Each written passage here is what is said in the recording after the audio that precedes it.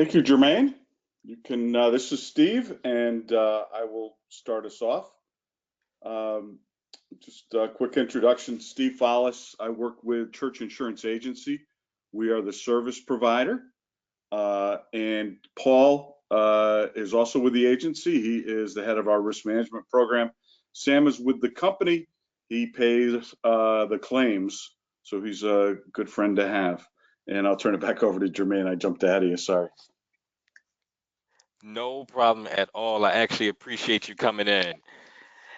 So now that you got your introduction, I'll let you know what those presenters will be talking about. The topics for today's session are 1, liability coverage review, 2, liability risk management, 3, liability claims, a case study example, 4, a time for questions, discussions, and reflections. So, with that, I am now going to turn the webinar over to your presenters. Take it away, guys. Thanks, Jermaine. If you could go to the next slide. The basics, we're going to cover the basics of general liability portion of your policy. It's protection for your organization, obviously the entity, in most cases the church and its agents, and really against civil liability for things like bodily injury and physical damage, losses, personal injury to other people that might occur at the church.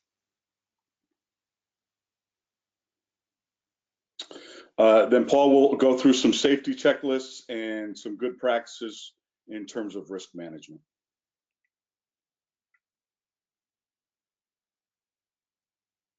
All right, we'll go to the next slide. The basic components, we'll go over the language and the policy itself. We'll do an overview of the coverage limits provided by church insurance through its policies. The applicable exclusions, which you'll find the vast majority of exclusions are because it's covered under, in many cases, different parts of the policy covered under other types of policies, and we'll review that. The basic coverage form we'll review. Special coverages for churches such as pastoral counseling, clergy counseling, and or abuse liability, and some other additional coverages that are church specific. Use of your own automobile on behalf of a church-sponsored activity and how that would be covered. Excess liability, commonly known as umbrella coverage. And then Paul will talk a little bit about cyber liability, workers' compensation, then we'll get into some risk management checklists. Next slide, thank you. So the insuring agreements, the claim has to seek compensation because of an injury or there was damage to your property. It has to be accidental in nature. Obviously, we would not cover something that an employee did intentionally. And it has to occur during the policy term. The policyholder must be liable or negligent for those injuries or damages. And the coverage does, as I said, have limitations in terms of punitive damages are not covered. Compensatory damages would be. You obviously get into settlements, and then there is coverage separate for legal defense for these covered losses. Key phrase for a covered loss. Next slide, please.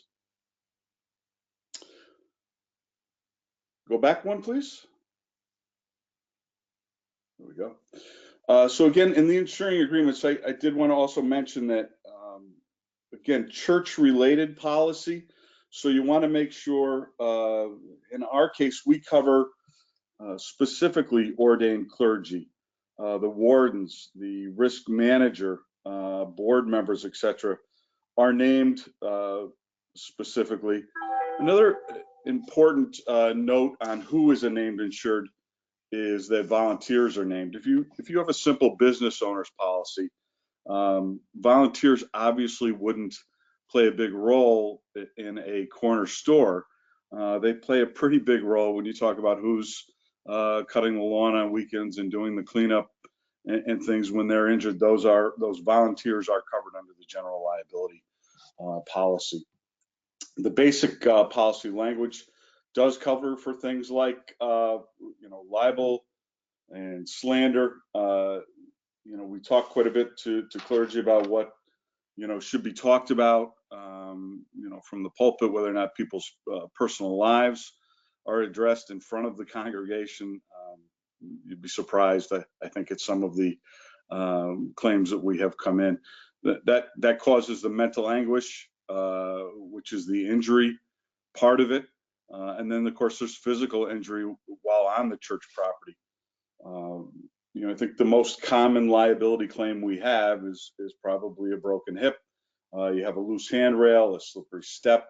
If you have activities going on your property, you're going to have losses from time to time, and we're going to cover the reasonable medical, dental, and surgical expenses from that loss. And of course, there is a time period with which somebody has to submit a claim. And in our case, that's 2 years. And we go to the next slide. So the limits per coverage, the typical per occurrence limit is $1 million. That's the maximum for a single event, regardless of the number of parties involved. So you may have a slip and fall, which impacts one individual, but you may also have, let's say, a collapse, and the roof collapses, and then you have a number of injured parties. That is a per occurrence limit. In that latter example, that is why we will talk about excess and umbrella liability after we get through the basic limits of coverage. There's also an annual aggregate, which is a nice word for cap. In our policy, the typical policy, I would say, has $1 million per occurrence with a $3 million aggregate. The church insurance policy actually has a $5 million aggregate for those general liability types of claims. I've been doing this for 27 years with churches. I think Paul's upwards of 20 plus years. I don't think we've ever seen somebody go through their annual aggregate. I think Paul or I will be out, or most likely Sam would be out to talk to you after the first couple million about what's going on the property that we've got a number of multi-million-dollar claims occurring. And then we will use a sublimit for things like sexual misconduct, which can obviously be a volatile type of loss. So we provide a sublimit of $1 million in our excess liability, giving you a total of $2 million for the sexual misconduct. We'll talk about that a little bit later, but if you have a $5 million umbrella or a $10 million umbrella, that sublimit will only provide the additional $1 million in some areas of coverage where the market will not really allow for $10 or $20 million of coverage in terms of purchase. Next slide. So the applicable exclusions, as I said many times, as you go through these, I'll also tell you where you'll find the coverage. So operation of automobiles, obviously, if you have an owned automobile, you're going to insure it through a commercial auto policy.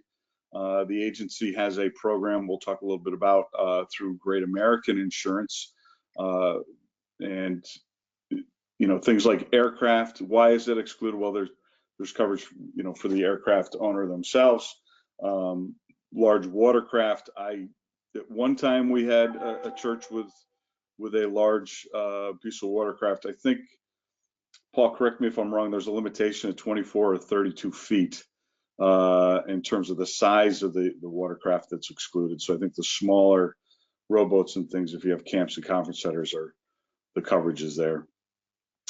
Employment related losses. So again, workers' compensation, you're excluding things that are going to be covered under workers' compensation for your employees. Employment practices liability is a part of the policy.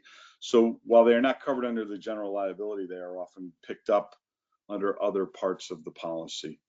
And then, property damage. You have property coverage. We covered that in the last webinar, and that is where that coverage would be found. And we're constantly getting into conversations about care, custody, and control. What is your insurable interest? You can only insure those properties, obviously, that you have an insurable interest in. And that definition is care, custody, and control of the property.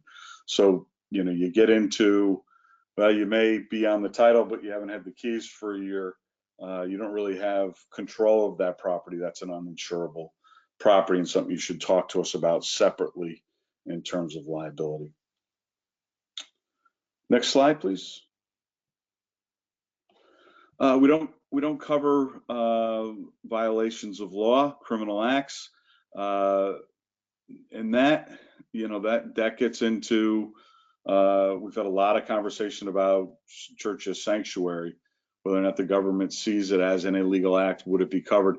We do have an endorsement available to cover the legal defense for situations like sanctuary church. If you are a part of that, then please give us a call and we'll talk you through that coverage. But again, discrimination, harassment, wrongful termination, not covered under general liability, but covered under the employment practices liability section of the policy, with which if you participate in the church insurance program, you automatically receive $1 million of employment practices. Misuse of funds, this is excluded because it is covered under the directors and officers policies. An example of this type of loss would be an endowment given for a memorial for a lost loved one, and the vestry decides to use the dollars for a new gymnasium or something other than what the money was intended for. That would be an example of a misuse of funds under a directors and officers. And then obviously we don't cover fines or penalties. Punitive damages are excluded from the insurance policy. And then pollution, nuclear, and probably more common is asbestos. Is simply an uninsurable item for general liability in the marketplace as a whole. Go to the next slide, please.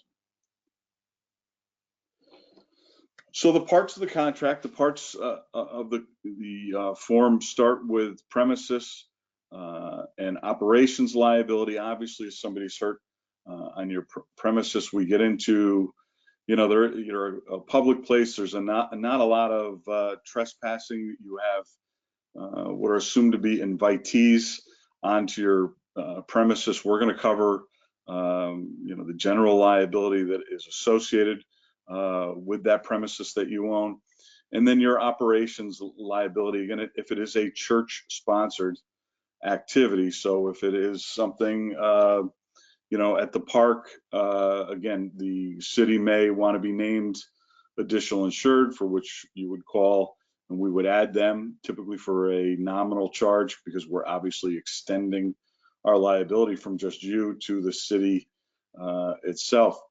But as long as it is part of your operations, that includes trips. We cover anything in the United States and its possessions. This is an opportunity to talk about international liability. I just, right before we got on, working with one of the bishops, is taking 2 trips this summer to Europe, and we're going to cover them under our international travel policy. We have a policy, if you're taking trips, it's intended for short trips under 30 days. You're sending a group.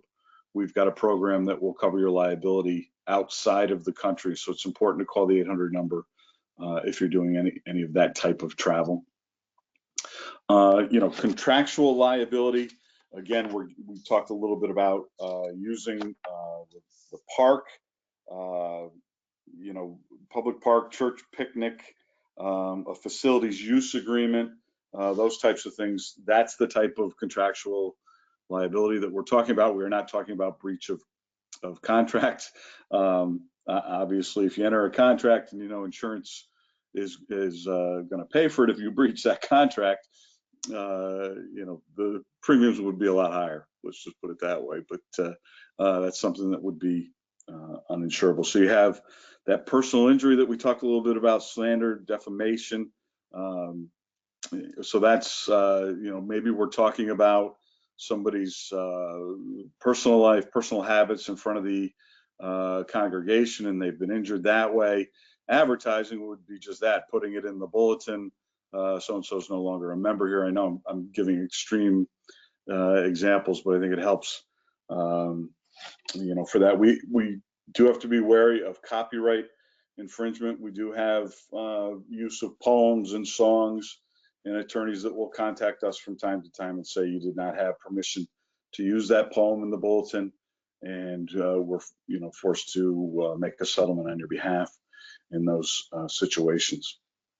Fire legal liability, you have fire insurance, hopefully, on somebody else's property that you may be using. One example was we had somebody use a parishioner's A-frame by the camp for a church activity. Somebody put a lit cigarette in a plastic bucket before they left. The porch caught fire, and then the entire home was burnt to the ground. So while they have property insurance on a homeowner's policy, they're going to come back against the church and say this was a church-sponsored activity. That is what fire legal liability will cover. We cover incidental medical malpractice. Again, the basics. We're getting into CPR and things, defibrillators. Those things are incidental. If you are running a clinic and you've got people coming in and out, you're giving shots, etc., then that's a different type of medical, and you need to give us a call and go through that. We will probably place coverage outside of our program, something that is intended to cover medical malpractice. But this, your incidental parish nurse program, giving out aspirins and things at the camp, those things will be covered under incidental medical. And then medical payments are things that you're not negligent for. We want to cover things like copays and deductibles if somebody's hurt on your property. Go to the next slide, please. And then we've just covered the kind of slipping on the banana peel, the business owner policy. A lot of that looks the same in terms of slip and fall and their general liability, but they don't have things like pastoral counseling. This is not professional counseling. If you're actually hanging a shingle, your Trinity Counseling Center, you're licensed, you're charging a fee for counseling. That is professional counseling. That is a separate policy. Again, that's something you would call us. We would place it outside the program. This is clergy counseling. This is up to hopefully 5-6 visits. If it gets beyond that, it goes to the next level. But that incidental to the position of clergy, we're going to cover that counseling activity. Probably the more common loss is sexual abuse, sexual misconduct liability. We've recently had a bit of a spike in terms of repressed memory, opening up, statute of limitations in some states and things. That is a coverage that we do cover for $1 million. Pretty competitive with what the rest of the marketplace is offering. And then we were able to offer an additional $1 million inside of the umbrella, which we'll talk about when we get to that slide. We also cover cemetery liability. We've actually had, we'll have losses, vandalism to headstones and things like that. But we have had some losses where someone was supposed to be buried and they were cremated. So it's a bit of an errors and omissions, believe it or not, type of policy for a cemetery. We also have teachers liability if you are running a day school. Again, we typically don't go past K-6 or preschool, obviously, but those teachers do have liability if they were to come back and say, Billy doesn't know how to read, and it's because you weren't teaching him properly. If you have that type of suit, there's coverage in our policy for that as well. So a lot of coverage is specific to the church and the needs of a church. Go to the next slide. Non-owned automobile coverage, if the church administrator is asked to go to Staples and pick up some materials. She's on a church-sponsored activity. The personal auto policy is always going to be primary. This is really an excess or secondary type of coverage, but it is a nice belt and suspenders to have, and then it can pick up things like the deductibles and things, so that if you're asking them to go out and drive on behalf of the church. Hired, that's a non-owned situation. Hired refers to renting a vehicle. If you rent the vehicle, you want to rent the liability and obviously the physical damage coverage, and then we have some additional, secondary coverage for both the liability and for the physical damage. If you were to say rent a 7-passenger van for a church-sponsored activity and get into an accident, once the primary coverage is used up, we step in on an excess basis. And so we don't have a lot of losses in this area, but a couple we've had obviously can be large. If a van, if you have a rollover of a van and you have children in it, it's a significant loss and something that we're most likely going to get into that umbrella and that excessive. Chance to make a pitch for our risk management and insurance basics ebook that is on churchinsuranceragency.org, also at cpg.org. It's on the landing page for the property and casualty. This is again one area that if let's say you are taking 12 children to an activity this summer on a church-sponsored event, we'll give you the checklist in the book, and it's just a nice thing to have to remind you to have one person driving and another adult in the car that's responsible for watching and taking care of the children. It kind of gives you the checklist to go through the tire gauge, and it just makes it a safer activity for the people and the children that are involved. If you go to the next slide. So excess liability, also referred to sometimes as umbrella excess, is just simply additional coverage. Whatever is covered in the primary that we just talked about will give you an additional limit. Everybody that is with church insurance in their program automatically gets $1 million of umbrella liability. We also write $5 and $10 million limits. We can go as high as 20. We've gone as high as 50 million in the marketplace. We can really write you whatever fits your budget, whatever you feel you need. The common question is, well, how much umbrella liability or excess liability? How much is enough? And I really can't tell you that. If I tell you 3 million, tomorrow you have a $5 million loss. You say, well, you told me 3 million. It really is what you're comfortable with in terms of limits. What we do instruct is that what provides greater risk than just church services and church activity, underwriters will make a charge if you have an automobile in the name of the church or a private passenger vehicle that you provide for clergy. If you have a school or camp or Bible camp operation where you've got the kids there for a couple of weeks in July and things, those are things that we charge additional for under the umbrella. They're telling you that you have more risk. They're telling you by charging the premium that it's more likely that you could get into that excess policy. So again, if you give us a call in terms of the activity, or you just want to meet with your agent, we're always there to come out, visit you at the church, go through these coverages, and we'll give you the quote. As I said, you automatically have $1 million with church insurance.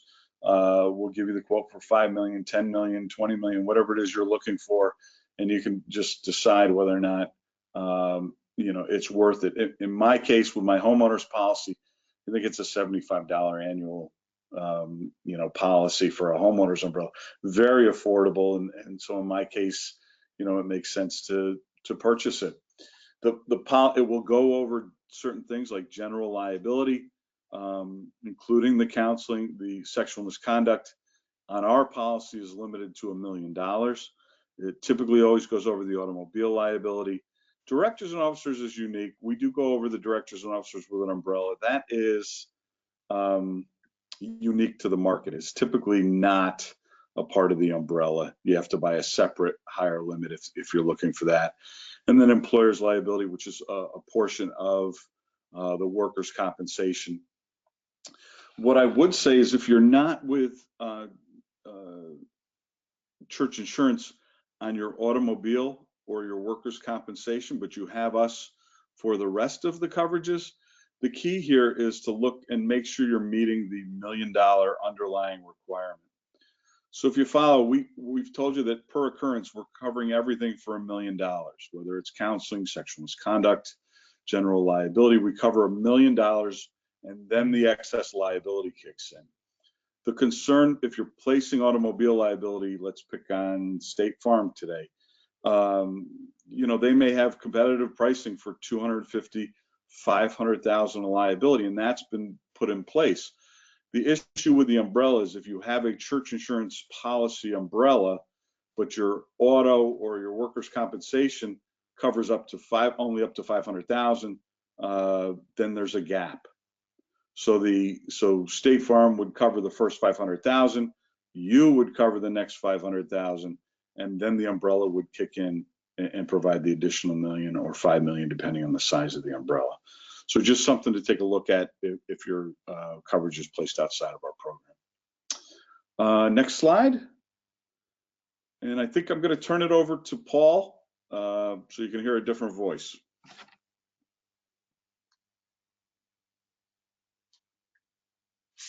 Paul, are you there?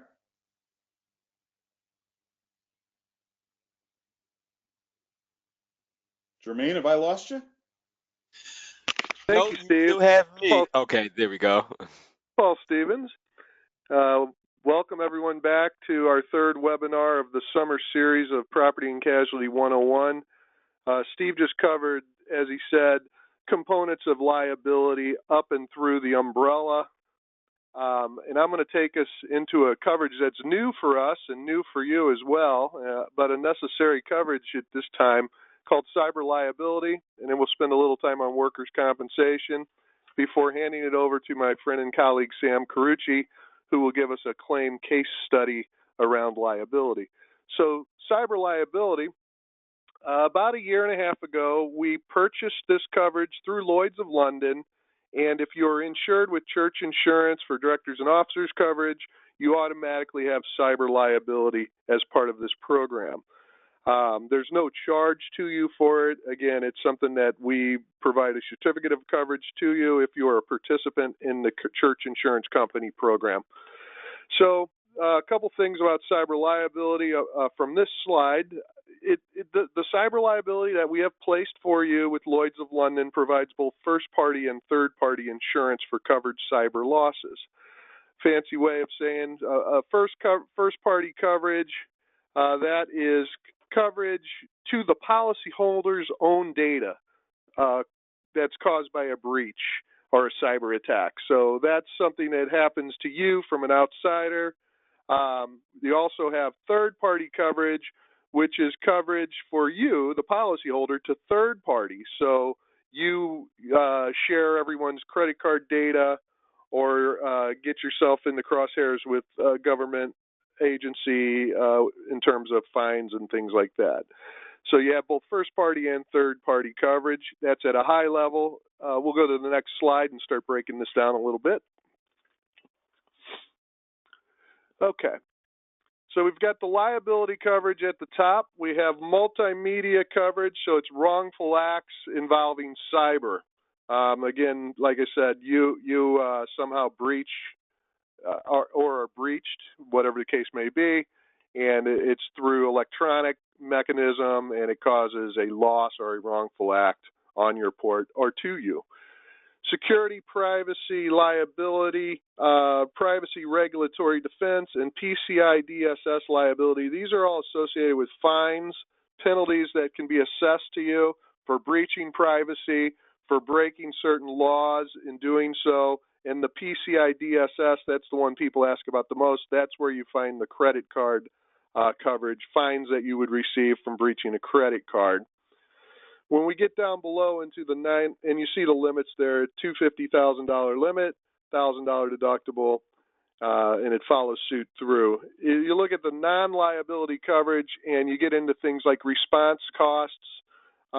This is when we're responding to a breach that has happened. This could be voluntary notification cost sublimit, meaning we have to notify everyone that we've lost their information and exposed them. Proactive privacy breach may be something along the lines of providing LifeLock for a period of time for all the folks who've been impacted by it. A very important part of this product, in my estimation, is the brand guard, which is really the rehabilitation of your brand due to adverse media reporting. So everybody knows that you breached. You're going to need some rehabilitation of the brand, so to speak, and Brand Guard provides that up to $250,000. And then you get into things like the actual network assets. So this is data recovery. There's one thing that's happening, we see it quite a bit, which is the cyber extortion. And this is typically something it's associated with cyber crime, usually facilitated through a phishing expedition. You get an email. It looks like it's coming from the rector, and you click, and it says, "Hey, need an emergency $3,000 sent here right away. Can't talk." It looks legitimate to you. You click on it, and you've paid someone else. And on further examination, you realize that email address was, a letter or a character off. So they've spoofed them. So it's a phishing, a fraud. Cybercrime generally through telecommunications. But the other piece of cyber is someone will send you an email, attached important document, immediate review. You click on it and your screen goes blue and you get a message that you're being kidnapped and your data is being kidnapped and they want $50,000 to give it back to you. And we've had that claim one or two times, I want to say, in the last year. So a little unsolicited risk management advice to everyone out there. Be very careful with your emails, especially if you're getting emails that just seem unusual. Had a conversation this week when I was in Florida with a church who had gotten that same example where it looked like it was coming from the rector, but they knew it. There was some spelling errors in the grammatically. It didn't seem like it was the person speaking who was speaking or writing, I should say.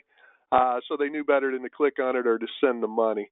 But you should always the best way to do that is look at those email addresses very carefully. And when in doubt, don't click. Don't open attachments from people you don't know.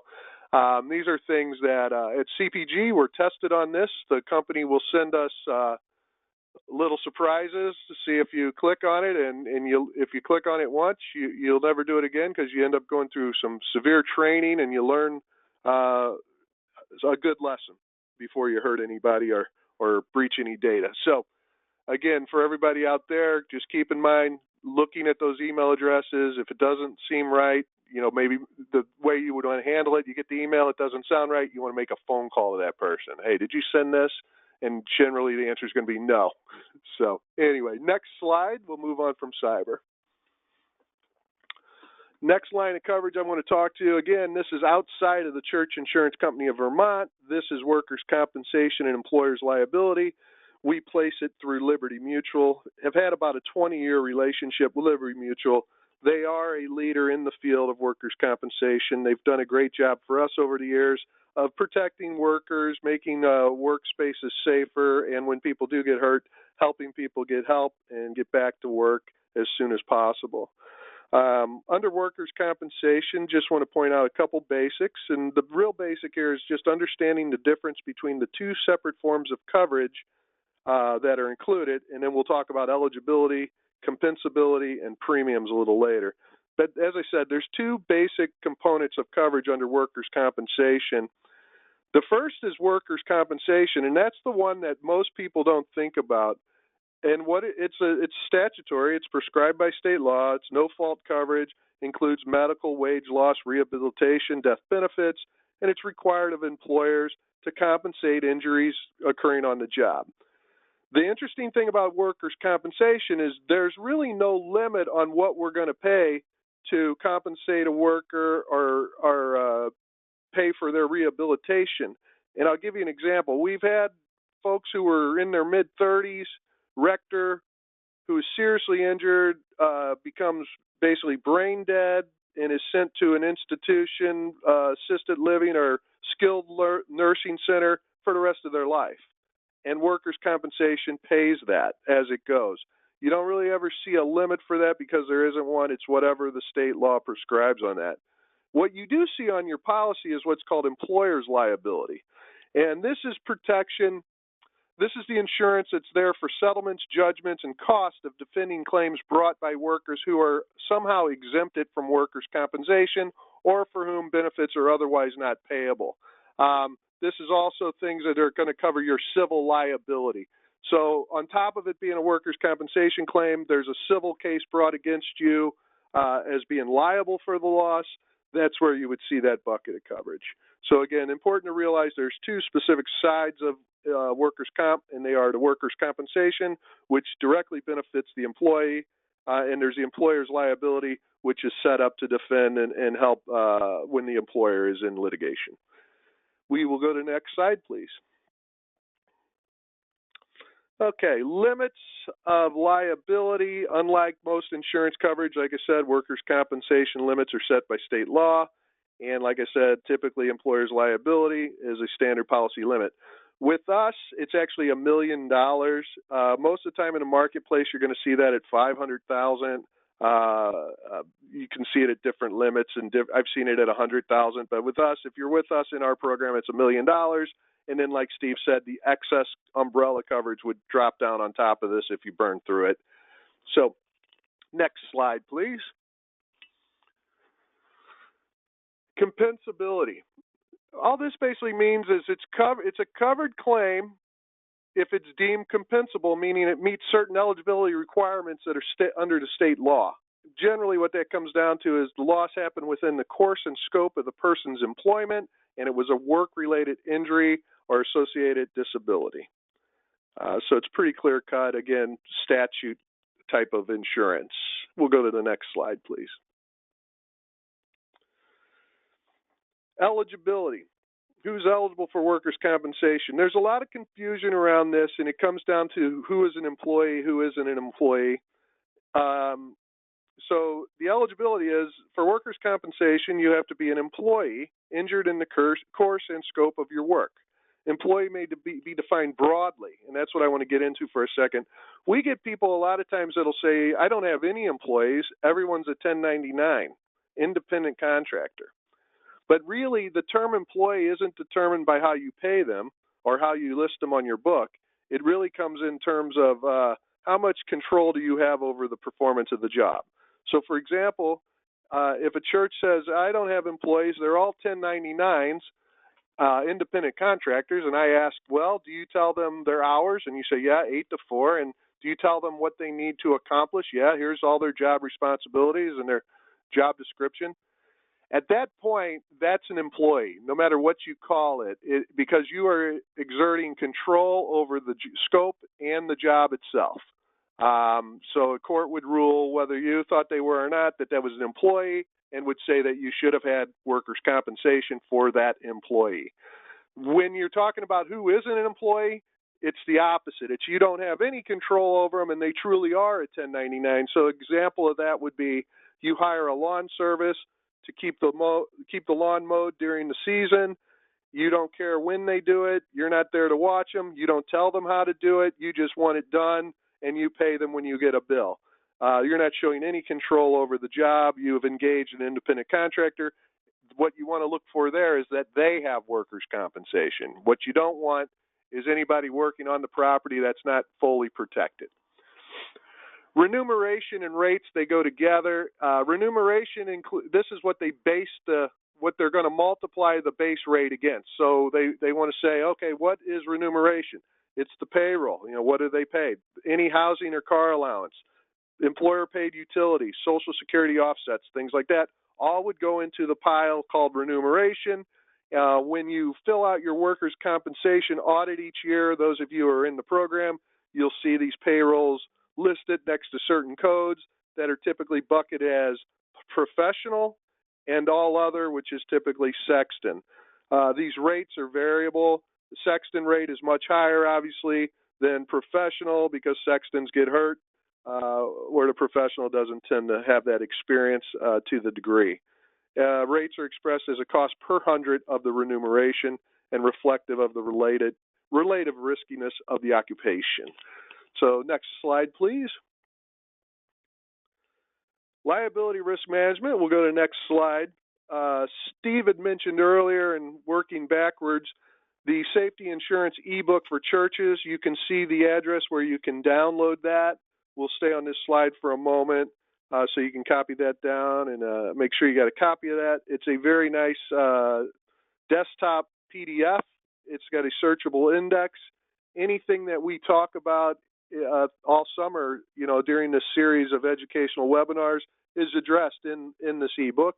So it's something I encourage you to download and have on your desktop. It can help you, save you some time, and help you understand some of the components better than you might. We also provide, as everyone knows, Safeguarding God's Children program, model policies, training, and background checks. This is in a state of flux, as many of you know. The model policies have been modified at General Convention of 2018 and now under the control and management of the Episcopal Church. The safeguarding materials are in the process of being updated. We're currently using the existing safeguarding materials, which are still available through the CPG website and online through our vendor Presidian. Anyone has any questions about safeguarding, I'm your contact. Please reach out to me. I'm always here to help you with that. Especially right now, it is a little bit confusing with all the moving parts. The last thing I'll speak about with regard to risk management, and we talked about this a little bit last month when we talked about property. Obviously, a risk management assessment, such as the Episcopal Safety Program, that's a proactive walkthrough that you can do with a representative of the company, such as myself. We come walk through. We look at property. We also look at liability, and I would argue I look at liability harder than property because a lot of times it's the hardest one to see. Property is pretty easy to see. The roof's either in good shape or it's not. It's either leaking or it's not. Liability is when you start drilling down into the operation and things, riskiness of the operation, and are there best practices in place. So we'll go to the next slide. I believe we're about ready to hand it over to my friend and colleague, Sam Carrucci. Again, we'll talk. I'll close out the risk management liability on this slide. Common scenarios that we're looking for, again, slip and fall, social media pitfalls. Steve was talking earlier about libel and slander, and I would suggest to you that we see more action now on the Facebook pages than we do in the church bulletin. Part of that is because Facebook pages, they're immediate. Someone can write something, make a post that is inappropriate with no one seeing it, no one approving it, and it's out there, and someone takes a screenshot of it, and you're on. So again, one of the things I always talk to vestries when I'm meeting with them and doing risk management assessments is be careful with your social media. It's always good to have an editor. If somebody's writing the story, they probably shouldn't be the one that posts it. Maybe it should go through an editor to post it. And I would run your social media and your website pretty tight with regard to that. That's my suggestion to you. Steve also mentioned some stuff about copyright. That's a growing concern. There's a couple publishers out there that basically troll the internet looking for their intellectual property. A name of a certain poem comes to mind. They find that poem on your website and they send a demand to you for $10,000. While we do cover copyright infringement, it's something that's easily avoidable. So the bottom line is if you don't have permission to use that poem from the publisher, if you don't have permission to play that music from the publisher or copyright holder, hasn't been cleared by Harry Fox Agency, or you have no idea what I'm talking about, want to make sure you're not doing that. If you have questions about copyright, make sure you reach out to me. I can give you some assistance with that. Outside groups. This is another thing when we talk about liability, I always drill down with you. Who uses the church? And we have typical groups. We call it's a typical Episcopal exposure. Things like AA, NA, Al-Anon, the Boy Scouts, the Girl Scouts. These are typical groups that we see in Episcopal churches every day, forever. Haven't ever had any issues with them. Generally, everybody has their own coverage. It's very hard for you to get your chapter of the AA folks to produce proof of coverage, but we know that they have it at the national level. What I'm really looking for is things outside of the typical Episcopal exposure. I'm looking for, you've got a karate teacher who's teaching students in the church as a business, charging a fee, and I want to ask you things about whether they have coverage or not, whether or not they've gone through the safeguarding, what are we doing to protect children. The others would be things that are a little more obvious, where you have a tenant lease agreement with the Mother Goose Daycare LLC, not associated with the church. You'd, again, want to make sure they have their own coverage in place. They're naming the church as an additional insured, building a firewall between you and them. Safety checklist, such as when you serve liquor at an event or rent a bounce house for a children festival. Again, these are things that are addressed in the Episcopal Safety Handbook that I mentioned a little earlier, and we can always give you additional insight with regard to that. When it gets into serving liquor, simply said, it's always best to hire that out, hire a professional bartender. These folks takes a little liability off you, not all, but these folks are trained to not over-serve people, to check IDs, and you're going to have a nice event that way and protect yourself. With a bounce house, again, you want to rent it from professionals. You want to make sure they're insured, set up professionally and correctly. You want to make sure that you have the same size kids bouncing at the same time. You don't want the 2-year-olds and the 12-year-olds in the house at the same time. It can lead to some serious problems. So these are the things I would drill down with you if I came and visited with you and did a safety assessment.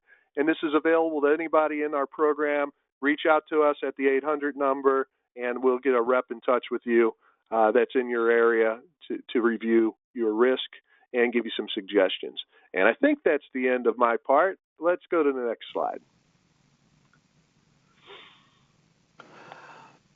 Okay, and I'll well, hand it over to my friend and colleague, Sam Carrucci. all right. Thank you, Paul. I appreciate it. And hello, everybody.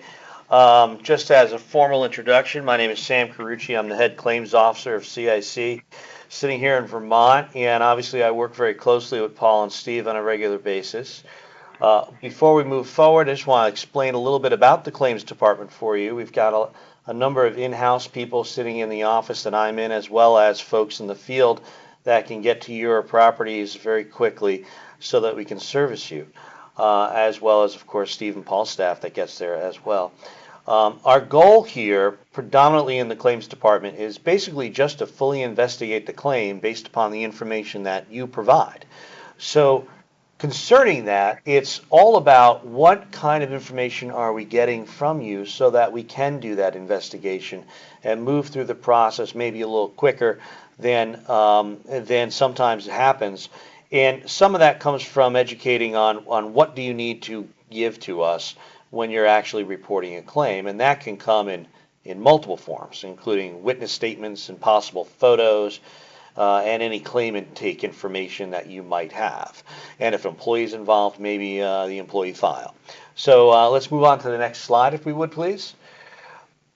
We want to talk about a case study. So I wanted to pick out something that might very well apply to many of us. And I think that what applies is somebody falling, right? So here we have a particular claim that happened where it was a premises accident occurring on an interior staircase. And the claimant basically was visiting a third-floor resident, and she was visiting to go ahead and exchange Christmas presents.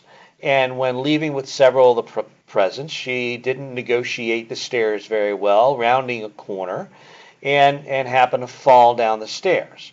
So what happened to her? Well, she fractured her wrist. That required surgery. She had bilateral fracture in the right tibia and the right fibula, also requiring surgery. And she became disabled for work.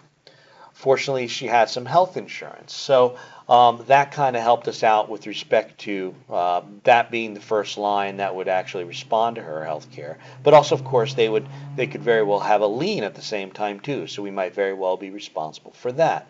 You're looking at the photo here, you'll notice something. This is the top of the stairs where there's no handrail. And that became a very big issue. Can you go to the next slide, please? So here's the stairs, and anyone negotiating those stairs might very well be a little scared of doing so as well, because there's nothing to hold on to. It gets a little thin there on the corner, as you can see. The depth of the stairs happened to change a bit, and what they did was they didn't put the handrail in on the second and third floor, but they did have a handrail on the first floor. So what is our liability here? And that's something that one would question. She's going downstairs. She wasn't watching what she was doing, and she fell down the stairs. But that's an easy assessment of it. But the problem with that is that there are some code violations here that exist, and that includes the handrail. So we had an obligation to make sure that those stairs were as safe as they possibly could be for anyone to negotiate them, whether they're carrying packages or not. And thus, that did not occur, so we would be responsible for that on a negligence basis. Can we move to the next slide, please? So, as I said, we confirmed that when we got the photos, and that's what's important about the photos for us, we confirmed that both the second and third floor didn't have those handrails. Those would be in violation of the code. And then the stairs, obviously very steep, they become uneven. So, these are the risks that we are having issues with when we have certain falls concerning folks in our churches. Can you move to the next slide, please?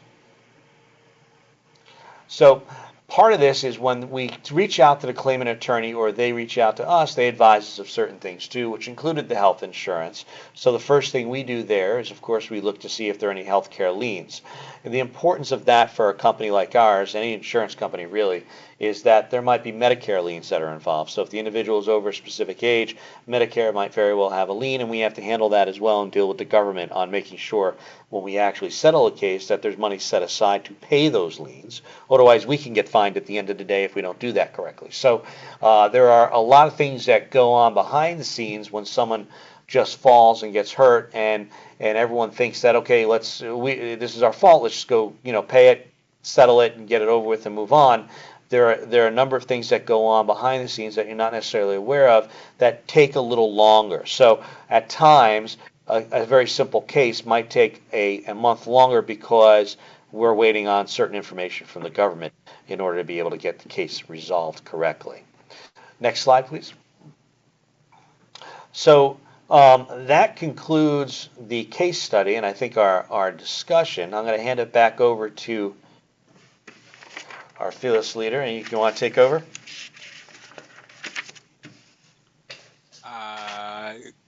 That may be me. Yep, it is. All right. We are at the time for reflections, questions, and discussions. Thank you, Paul, Sam, and Steve, for your presentation. So, there are two ways to ask a question or make a comment.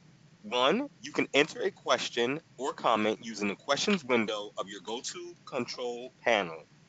We will read these questions out loud and in the order they are sent to us. Secondly, you can ask a question live. Here's how we will manage live questions. The vertical bar to the left of your GoTo webinar control panel, you should see an icon that looks like a hand. This is the raise hand icon. By clicking on this icon, we can see that you have raised your hand. Then, I will unmute you and ask you to go ahead with your question or comment. Please say your name and what institution you represent, and if your question or comment is for a specific person. So, our first question is, can I assume that I can substitute school in every bullet that you are using the term church? We are an Episcopal school, understanding there are unique items issues with church clergy that our school would not face.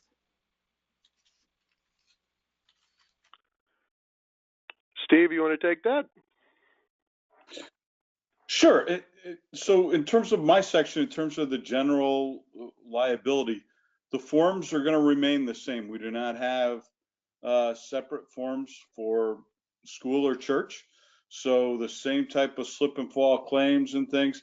The only thing you've got to review with your client representative would be, accident type coverage. You've got something where you're not negligent, but 3 kids, sit on a chain between a doorway and they all tip over and they all get hurt. That's accident coverage. So you've got to talk to your client representative about where that coverage lies inside the policy, or if you have to place something outside. But in terms of, policy limits, exclusions, the extensions for sexual abuse claims, sexual misconduct liability type losses, specifically with schools, I would say our employment practices liability is an important coverage for a school. Teachers on contracts, etc. We see much more activity under the employment related type claims with schools than we do with the churches, and those things are in there. So what I would say in general is yes, same coverage is applicable, but the policy, as you said, is used differently. You're typically not going to have as much use for the fine arts extension, or the in the liability side, the pastoral counseling, but you are going to have the need for the workers' compensation, certainly the cyber liability. All of those coverage would be applicable to the school if they're insured with church insurance. And I'll add this, Steve. This is Paul. As Steve alluded, we've got a policy that's got a lot of great specific church coverage, and more often than not, in my neck of the woods, when it comes to an Episcopal school, what we're doing is going out to the market and finding them specific school coverage. There's companies out there like Great American and Philadelphia Insurance that write a really good school policy that in some ways can have either a better limit for certain things or just better, more address the specific needs of the church. So in the last year or so, I know the agency's made a big effort to go out and look at these schools and present them options in the marketplace that might better serve them, as opposed to a policy with stained glass coverage and pipe organ coverage and things like that they may not need. All right, thank you. Our next question. We from time to time rent our facilities for short-term events, weddings, receptions, etc. Should we be asking for indemnification from those folks? Well, this is Sam, and I'll answer that from the claim side.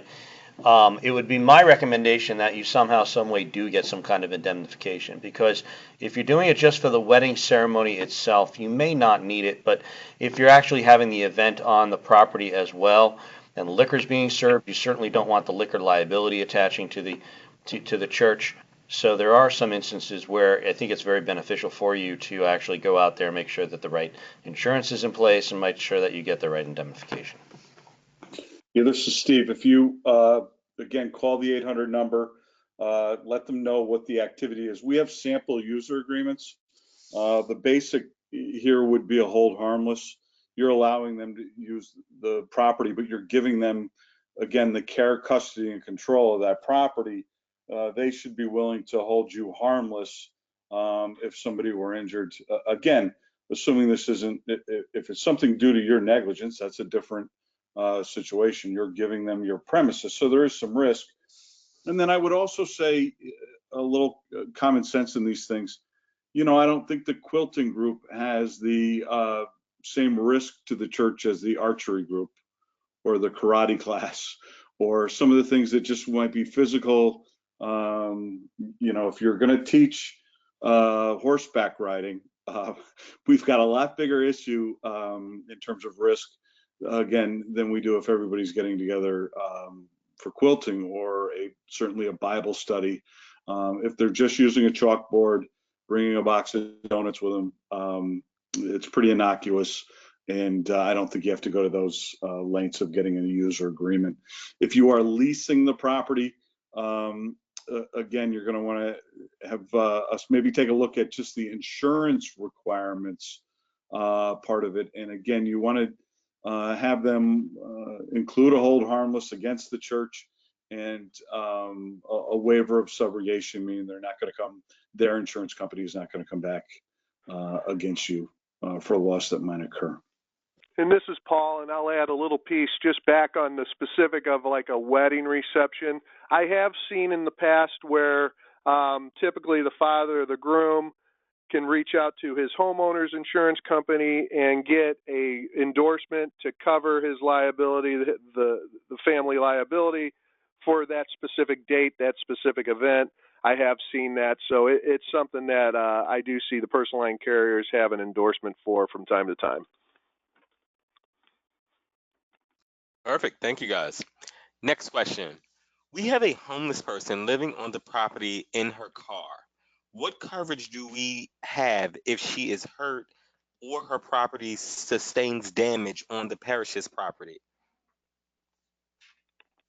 Well, my first question, I would have a question to answer the question. That is, on the property with permission from the church is very different than just being on the property.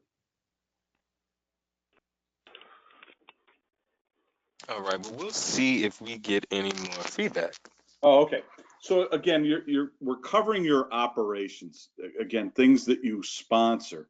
So you may have some risk there if you've got an agreement with this person, they've requested it, you've said you're free to stay here. That is a risk to the church, obviously. One we may not suggest you take. She has permission to be on the property. Okay.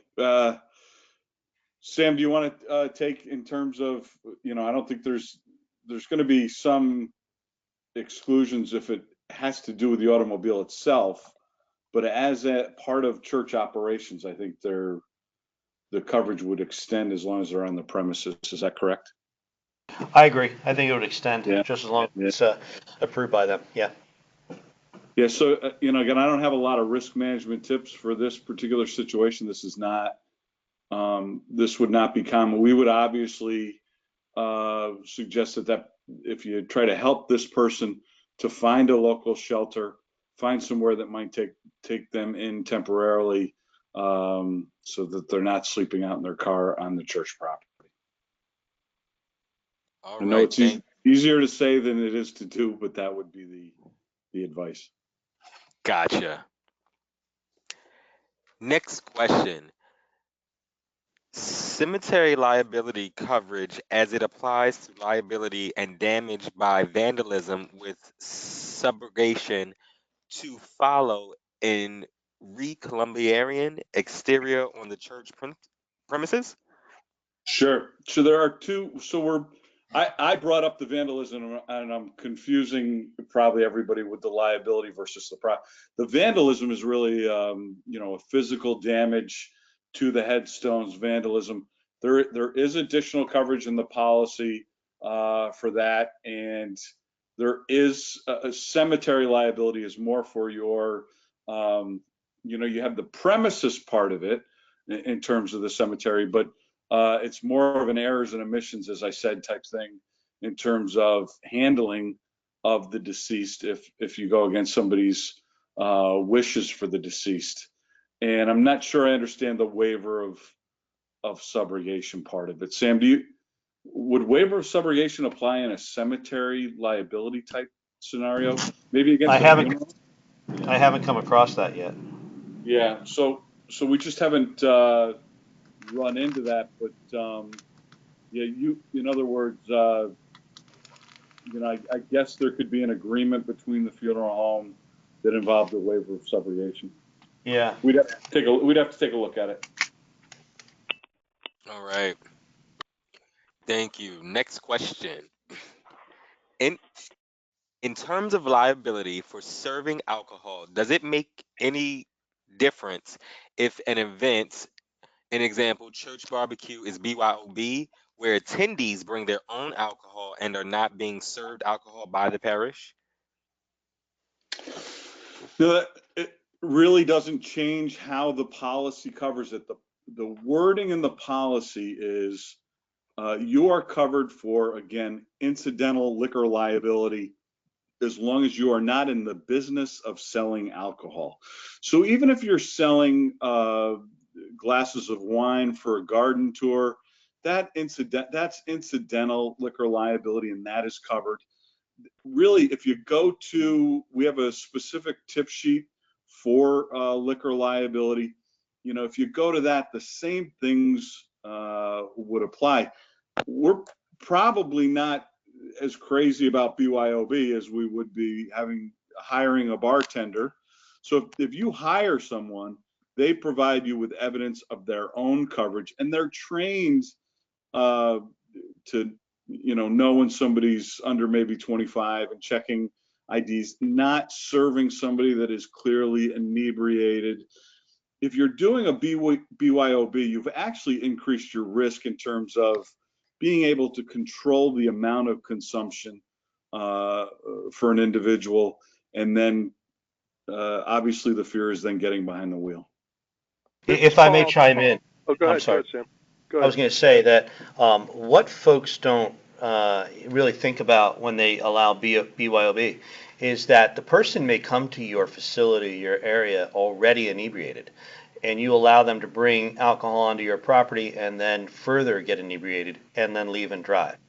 That could be, as Steve was saying, a bigger risk of liability for you unless you actually hired somebody who was serving the alcohol. And the reason for that is throughout the country, there's something called TIPS training that they'd be required to go through. And sometimes it's better to have that vendor because not only will they have their insurance, but they'll have that training, and they shouldn't serve somebody like that and be able to recognize somebody that is in that situation. Whereas in a BYOB, you don't have the control over it, you're not looking for it, and it could very well cause a problem. This is Paul. I just want to add a little risk management tip here. Anytime you're serving alcohol, you want to also have alternatives that are attractive that are non-alcoholic, such as water, soda, things like that. It's really helpful if you have some food as well. These things can just slow people down in terms of what they're drinking, but give people choices that aren't necessarily, alcohol related. Of course, the food goes without saying. A little food can go a long way in that situation. All right, thank you. Next question. I am still confused on outside group coverage. Larger national group aside, what about the little groups that meet monthly in the building? Quilters, moms, club, local youth chorus, writers group, etc. They obviously do not have their own insurance. What do we need? What do we do in these instances? I'll take that. This is Paul.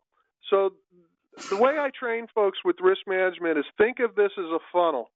And at the top of the funnel, you've got the outside groups, you're pouring them in. The first thing you want to do is separate them. Is it a separate legal entity, or is it an informal group that is just acting under the scope of the church? It's a ministry of the church. So I would suggest the Quilt Club isn't a separate legal entity. I mean, you may find situations where, it's a very advanced quilt club, very large, and it is, but generally it's not. The moms group, things like that, generally not a separate legal entity. Why is that important?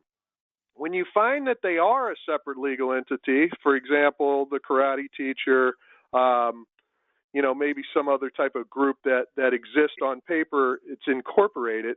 When they exist as a separate legal entity, they need to exist with separate insurance. And those are the folks you want to really focus in on. So Mother Goose LLC, obviously separately incorporated, should have their own coverage in the name of Mother Goose. And if they're leasing space at your church, you would certainly want to ask them for a certificate of insurance to prove they have the insurance. And you would want additional insured status on their policy showing the name of the church. So I hope that's helpful, but it really starts with that. Are they a legal entity or not? If they're not a legal entity, then it really comes down to, is this church risk that the church is willing to accept? And that's really, we're not in the business of telling the church, we can give advice about that, but that's really up to the church. But if they are a legal entity, a separate legal entity, they're incorporated, those are the folks that should have their own coverage, and you certainly want to ask for it. Got it. Add one thing to that, if I would. Everything I agree with that Paul just said, but I would say and I've seen this at a church, and this is the only reason I bring it up. If you have a that's training dogs on your facility, make them incorporate, because we've seen dog bite cases that become an issue, and I think that's probably something you want to steer clear of. Yeah, there are in a past life I was an underwriter for homeowners, and there were 5 breeds of dogs that if you had that dog, that they would not issue you a policy, and it's pretty standard in the industry. So Sam's point's well taken. This is also starting to come up a little bit. I get people asking me about, hey, we got this idea about starting a dog park at a church. Again, you get into some of the same issues, the supervision, the maintenance, 24-hour access, all those type of things. I understand the appeal of it, but not necessarily the best risk decision in my estimation. Gotcha. Next question. You mentioned the 1-800 number. Can you provide that number? Sure. The number is 1-800-293-3525. I'll repeat that. It's 1-800-293-3525. That will get you right to our service center. You'll speak to your client representative. It'll also link you to claims if you need to file a claim, or to the billing department if you have questions about billing. But if you call the service center and you say, they can handle routine day-to-day business. They do a lot of it, the majority of it. But when it comes down to, hey, I'd like to have somebody come out and do a risk assessment of my church, if you speak to those folks, they can track down your representative, put you in touch with them, and get that scheduled.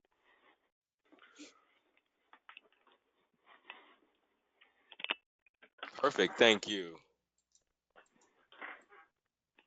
Next question. Am I right in thinking that workers' compensation does not apply to an unpaid deacon who fell in a situation that did not involve negligence on the part of the church? So he's not on the payroll. The deacon's not on the payroll.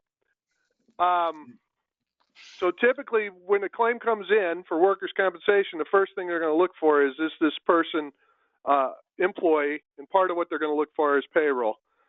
Now, like I said earlier, they could drill down into that and say this person should have been considered an employee because you controlled their work. I think we'd probably want to take that offline. If you want to reach out to us, we can put you in touch with somebody in claims who could answer that specifically for you. Sounds a bit gray. Gotcha. Thank you. Sam, do you want to add to that? I'd rather discuss it offline because there are a lot of things that go into that. Yep, And that's what I thought. I don't want to give a general answer. Sounds right. So if the person asking that question can get directed us over to Sam, that'd be great. So that, and it's also another, I think, learning moment here that, you get into a lot of these different hypotheticals and really just don't assume something is or is not covered. Just call the 800 number, get a hold of the claims department, submit a claim, let Sam kind of get a hold of it, get the details, talk to the individuals, and then we can determine if or where, so something may be covered under workers' compensation, may be covered under the general liability that we discussed, or it may be under an employment related coverage. Just call the claims number, file the claim, and let them handle it from there. Yep. And a lot of times what these end up going back to is the medical insurance of the individual themselves, when you get into folks that aren't actually employees. Got it. Thanks. If we can remember back a few, we had a comment on a question and it said, not talking about waiver of subrogation, just would you pursue that?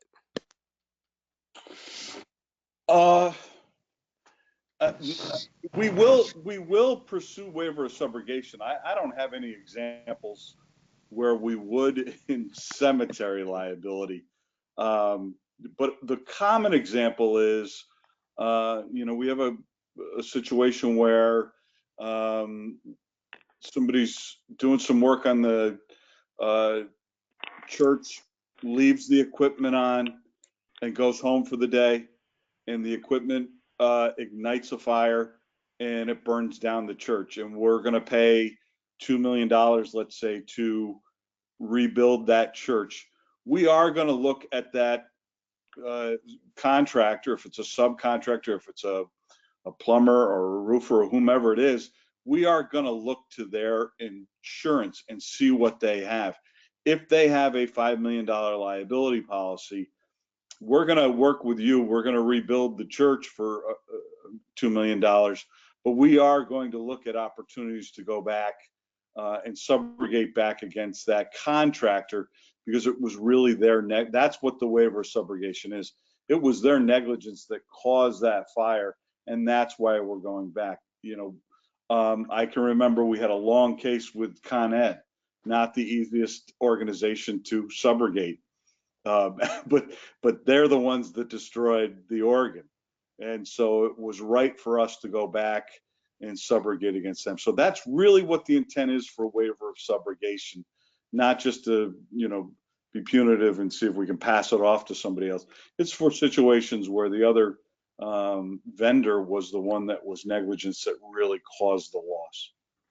And this is Paul. To add in on the benefit of subrogation to the insured, to the church in this case, is that if the subrogation, if it's the fault of someone else and we're able to recover through subrogation, then it's not something that's going to be held against the church in terms of their loss ratio, their claims experience, things like that. So it can save their rate increases over the future. So it's an important component. Yeah, just to give you an idea, if you've got a $60 million book of business, which we do, and you can subrogate back against something for $3 million, that's nationwide 5 points that we don't have to increase premiums at renewal for all of the church. So it has a huge impact on pricing, and specifically stable pricing for the churches from year to year within their budgets. All right, thank you. Okay, the next would be also a comment, I believe, on what we had earlier, and it says, FYI, homeless individuals being housed temporarily on church property is probably not an infrequent occurrence. It would be a help for lay leadership if church insurance could issue a position paper to assist us in helping clergy mitigate this matter. We actually have something going through communication shortly, which is a tip sheet on transients. Exactly this situation. It will really affirm your coverage and show you where the coverage is using the policy language. And it is a risk management tip sheet in terms of things you can do to make it a safer activity and to obviously reduce the risk to the church. So please look for that on our landing page at churchinsuranceragency.org. Thank you. Next question. We do not lock our door to allow people to come in and pray at any time. We do get homeless people spend the night. What risks do we have should we lock our doors? That's really a personal question for you. Obviously, if the doors are unlocked, it is a risk. Our preference would be to have somebody come and lock the doors, say at 9 p.m. and unlock them at 8 a.m. If you can do that, you've reduced your risk. If you're choosing, the key here is who's got control of the building. It's the same, and even if we're talking about outside groups, it can be from a wedding to the homeless. It's who has control of the building, who's making sure the coffee pot is turned off, the candles are blown out. Those are the things that are going to reduce your risk. Look, it's a community building, and if you choose, I'm up here in the Adirondacks. Most of the smaller churches up in the Adirondacks are open all the time. When I come to visit, it's always unlocked. I'm able to come in. I think you also have to use some common sense around your setting.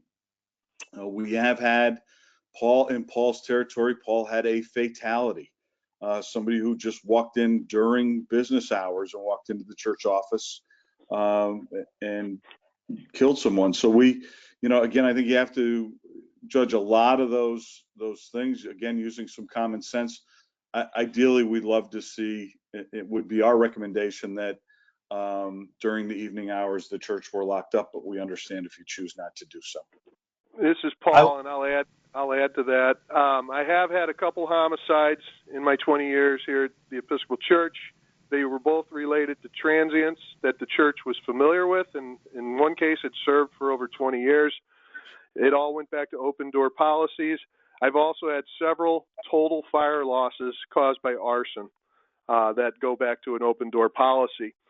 One thing I think we all have to at least think about and contemplate is what's going on. We see this more and more. Turn on the news. Unfortunately, we see it more than we ever have. Churches somehow become lightning rods for things going horribly wrong. And many times it comes back to an open door policy. I certainly understand the open door. It's a church. That's the purpose. But we are in some strange times, so it's probably a good time for people to reassess that. And Steve's point on your surroundings, your location, your environment are well given. And this is Sam, and I'll just chime in for 20 seconds. I know in another denomination, this is a topic that has come up because I've heard of it, and it has nothing to do with transients staying in there, but it has to do a little similar to what Paul is talking about, and that's churches being a target during services. And it's easy to get into a church and plant something when nobody's there and have it go off later when the services are going on. So you need to balance. You need to balance. Are we doing the right thing as Christians, leaving the doors open for the transients to stay there, but at the same time, are we putting at risk our congregation possibly when they are actually here? And I think that's something that needs to be weighed. That's correct. Okay, thank you. Also, with that, they have an outdoor columbarium. Does that have the same coverage as a cemetery? Yes.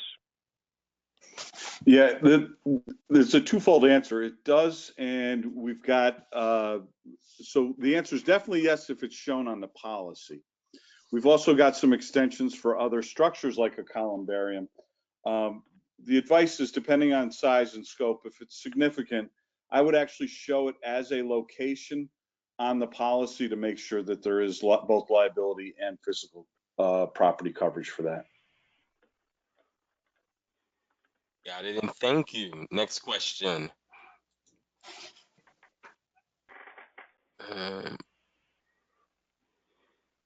All right. When our rector and his spouse go on sabbatical, are they covered under the church's liability policies? So the question is, as long as they're in the U.S. or its possessions, yes. If they're leaving the country, we would want to speak to them about placing foreign travel. If it's a long-term trip, we would look for a specific policy for them. But if it's within the U.S. and its possessions and they're still an employee, yes, they'd be part of the church operation. Yeah, and I just want to clarify, Paul, that so when they're on sabbatical, again, what Paul's saying is they are covered for a church-sponsored activity. That's right. So if they go water skiing with their brother-in-law, unless he's giving them communion, that's not a church-sponsored activity and wouldn't be covered under the policy, obviously. Right. Got it. Next question. What about pet blessings? A typical Episcopal exposure. So we're talking about blessing of the animals. It's something we're very familiar with. We understand it, and it is contemplated in the coverage. Yep. Part of your operation. Again, some common sense. Risk management is pretty easy when it comes to blessing of the animals in terms of mixing dog breeds. And, the only time we really want you to, if anybody's here from Wyoming or Montana, we do want to know if you're doing a ride along and we're getting into saddle animals. I know we've had the Bishop's Ride in the past and things, but if you're planning anything with saddle animals, that's a whole different Equine is a whole different risk than blessing the animals, and that's when we really need to go out and write you a separate policy, frankly, because it would be excluded. That's right. Yeah. But blessing the animals, underwriters may not love it, but if you're going to write the Episcopal Church, that's all part of it. That's correct. Got it. Thank you. What about 1099 pays choir members? 1099 paid choir members? It's all going to come down to control. In terms Gotcha. of how much control are you of what they're doing? Do they have to be there a certain time? Are you directing them? I would say you'd want to give us a call, and we want to specifically discuss that with your client rep. Yep. Yeah. And the other thing we'll say too is that, you know, if you've put that person on your work comp policy and shown their salary and you're paying a premium on their remuneration, then there's no you question whether or not they're covered. You don't want to get into a situation Where they're not, right? You want to make the decision. It's always best to decide before the claim.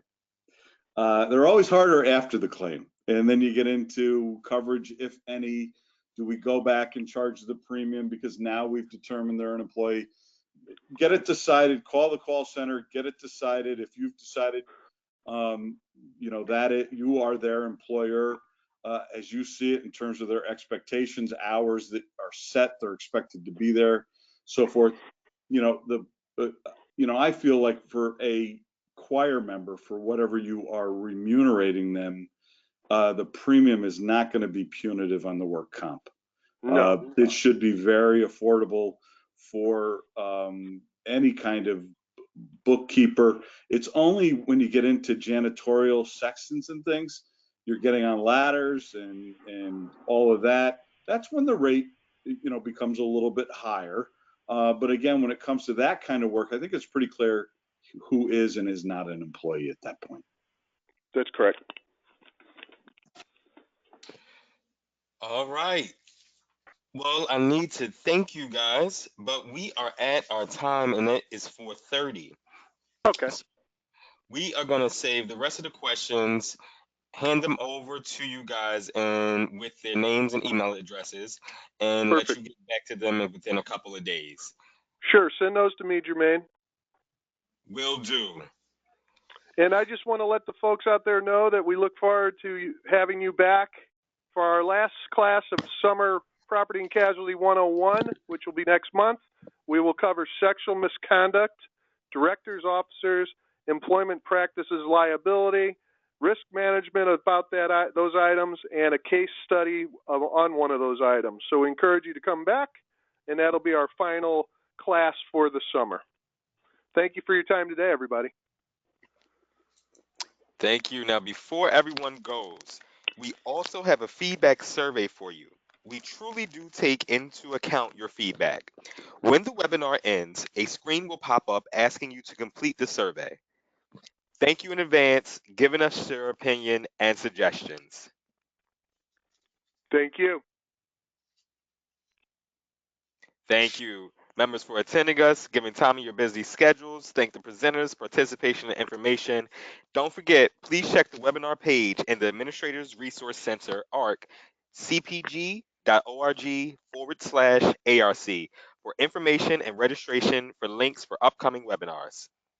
Once again, don't forget to give us your feedback. Thanks so much. Thank you. Thank you all. Thanks.